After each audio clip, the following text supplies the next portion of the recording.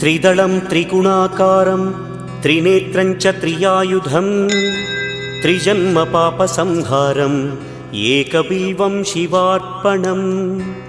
त्रिशाखैः बिल्वपत्रैश्च अच्छिद्रैः कोमलैः शुभैः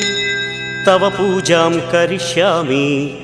एकबिल्वं शिवार्पणम् कोटिकन्या महादानं तिलपर्वतकोटयः काञ्चनं शैलदानेन एकबिल्वं शिवार्पणम् काशीक्षेत्रनिवासं च कालभैरवदर्शनं प्रयागे माधवं दृष्ट्वा एकबिल्वं शिवार्पणम् इन्दुवारे व्रतं स्थित्वा